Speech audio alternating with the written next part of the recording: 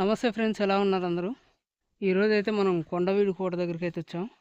ఈ కోటలో చూడడానికి ఏమేమి ఉంటాయంటే నెమలి బురుజు, బావులు, అప్పటి కాలానికి చెందినటువంటి మండపాలు ఇవన్నీ ఉంటాయి. ఈరోజైతే మనం ఇవన్నీ ఎక్స్ప్లోర్ చేయబోతున్నాం. మనం ఆల్రెడీ పార్ట్ 1 వీడియో అయితే అప్లోడ్ చేశాము. ఇది పార్ట్ 2 వీడియో అనమాట. ఈ వీడియోలో మీకు ఇక్కడ కనిపిస్తున్నటువంటి వేణుగోపాల స్వామి దేవాలయాన్ని అయితే చూపించబోతున్నాను. లోపలికి వెళ్ళి అయితే ఒకసారి దేవాలయం ఎలా ఉందో చూద్దాం. ఫస్ట్ అయితే ఇక్కడ చూడండి, పేట అయితే మనకు ముందుగానే మండపం అయితే కనిపిస్తుంది. దేవాలయానికి సంబంధించిన మండపం. ఈ మండపాన్ని దాటుకొని కొంచెం ముందరికి వెళ్తే మనకైతే గుడి అయితే ఉంటుందన్నమాట. ఇప్పుడు గుప్త నిధుల వేటగాల వల్ల దాదాపుగా గుడి అయితే మాక్సిమం అయితే ధ్వంసం అయిపోయింది. లోపల స్వామివారి విగ్రహం కూడా ఎలాంటిది అయితే లేదు. కానీ ఎలా ఉందనేది మీకు లోపల ఒకసారి అయితే చూపిస్తాను నేను, మీరైతే చూడండి. ఇది ఫ్రెండ్స్, ఇక్కడ చూస్తున్నారు కదా, లోపలికి వెళ్ళడానికి ముందే మనకు జయ విజయల విగ్రహాలు, అలాగే గజలక్ష్మి అమ్మవారి విగ్రహం కూడా మనకైతే ఇక్కడ దర్వాజా మీద అయితే కనిపిస్తూ ఉంటుంది. ఇది దాటుకొని కొంచెం ముందుకు వెళ్ళాకైతే మనకు ఆలయానికి సంబంధించినటువంటి మండపం అయితే కనిపిస్తూ ఉంటుంది అనమాట. ప్రస్తుతం మనం చూస్తుంది వచ్చేసి నాట్య మండపం అనమాట. ఇది ఈ మండపంలో గతంలో అయితే స్వామివారి ఎదురుగా ఏదైనా పూజలు ఉన్నా, లేదంటే ఏదైనా కార్యక్రమాలు లాంటివి ఉన్నా కూడా ఇక్కడే నాట్యం చేసేవాళ్ళు. ప్రస్తుతం అయితే మొత్తం ఈ గుప్త నిధుల వేటగాళ్ల వల్ల అయితే ఈ ఆలయాన్ని సంపూర్ణంగా పూర్తిగా అయితే ధ్వంసం చేయబడింది అనమాట. ఇక్కడ చూస్తున్నారు కదా, ఎక్కడి రాళ్ళు అక్కడ పడిపోయి ఉన్నాయి. ఆర్కియాలజీ డిపార్ట్మెంట్ వాళ్ళు కొద్ది గొప్ప చొరవ తీసుకోవడం వల్ల అయితే ఈ ఆలయం ఈ మాత్రమైనా మనం చూడడానికి అయితే మిగిలింది. లేకపోతే ఈ మాత్రాన్ని కూడా మిగిలించే వాళ్ళు కాదు. మొత్తానికి అయితే ఎక్కడికక్కడ కూలగొట్టు వదిలిపెట్టేటోళ్ళు అనమాట. అయితే ఆల్రెడీ పార్ట్ 1 లో అయితే నేను చూపించాను అనమాట. అసలు పెద్ద పెద్ద గుంతలు అయితే తొవ్వులు పెట్టారు, బావుల్లాగా తొవ్వులు పెట్టారు అనమాట. మొత్తానికి అయితే పార్ట్ 1 ఎవరైనా చూడని వాళ్ళు ఉంటే చూడండి, మీకే అర్థమవుతుంది ఎలాంటి సిచ్యువేషన్ లో ఉంది ఇక్కడ కొండవీటి కోట. మనం ఫస్ట్ పార్ట్ లో తూర్పు ద్వారాన్ని చూసుకున్నాం కదా, ఇది వచ్చేసి ఇంకో ద్వారం అన్నమాట. ఇక్కడ నుండి అయితే మనకు మెట్ల నుండి వచ్చే వాళ్ళు కోట లోపలికి ఈ దారి నుండే వస్తారు అనమాట. ఇక్కడ చూస్తురుగా మండపం కింద మెట్లు చాలా కిందికి ఉంటాయి అనమాట. అవి అంత కింది నుంచి ఇంత పైకి వచ్చేసరికి ఖచ్చితంగా కలిసిపోతారు. అందువల్ల వాళ్ళు సేద తీరేందుకు వీలుగా అయితే ఇక్కడ ఈ మండపాన్ని నిర్మించారు అనమాట. ప్రస్తుతం అయితే మన అటువంటి వాళ్ళం పోయినప్పుడు అయితే మనకు ఉపయోగపడుతుంది. ఇక్కడికైతే మామూలుగా పశువులు కాసుకునేందుకు అయితే కింద గ్రామం ప్రజలైతే వస్తున్నారు. వాళ్ళు కూడా ఇక్కడ సేద తీరేందుకు అయితే వీలుగా ఉంటుందన్నమాట.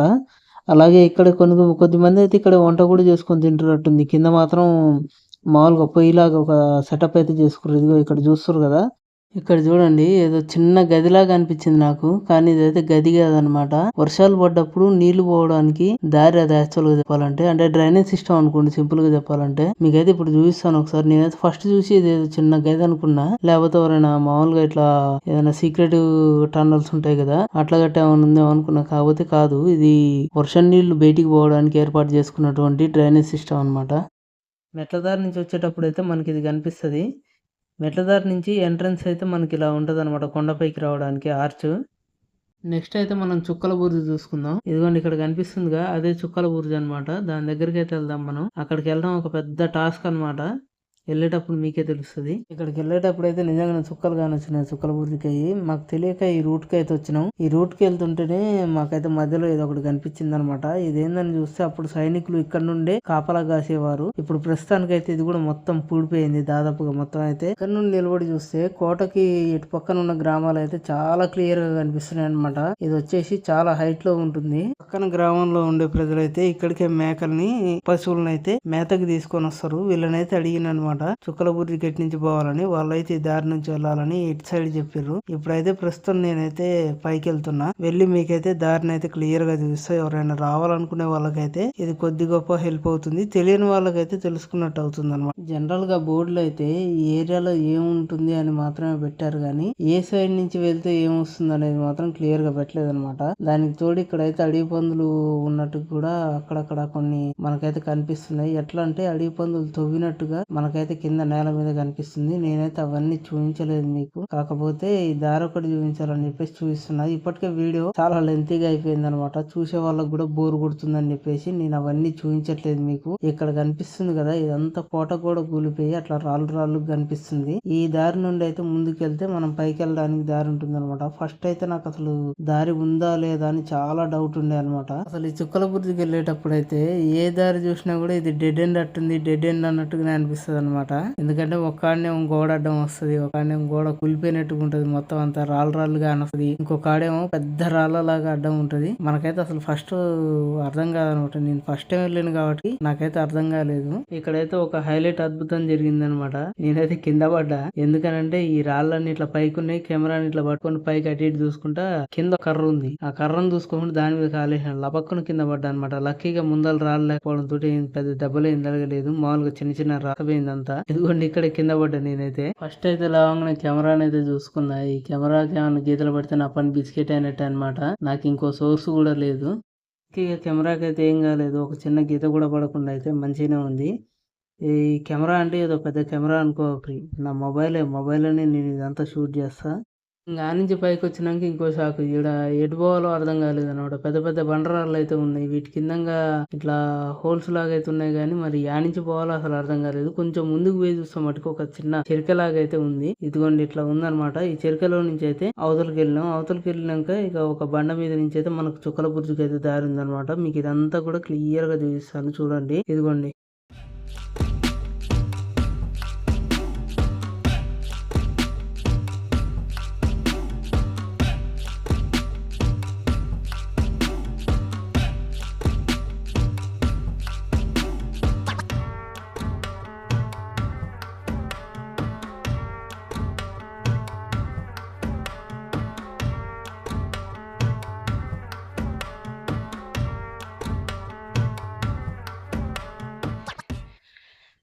నుంచి వచ్చినాం ట్రెక్కింగ్ చేసుకుంటే ఇట్లా వచ్చి నిలబడ్డాం. ఇప్పుడు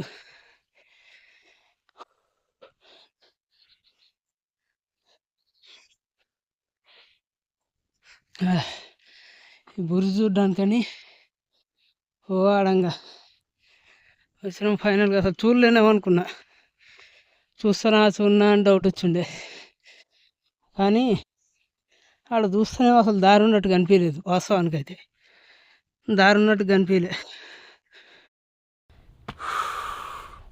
మొత్తానికైతే దగ్గరకు వచ్చిన మెట్లయితే కనిపిస్తున్నాయి. ఇందాలు ఆడంగా వస్తేప్పుడు అసలు దారి ఉందో లేదో అని డౌట్ వచ్చింది. పోతప్పుడు ఇక్కడ మెట్లు కూడా ఉన్నాయి, చూపిస్తా. కొండలన్నీ ఎక్కుంటా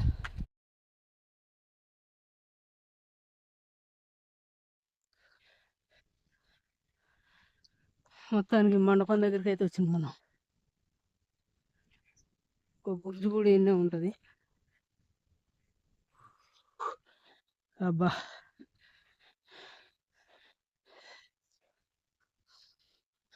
చుక్కలు కానీ వచ్చిన ఇంటికి వస్తుంది.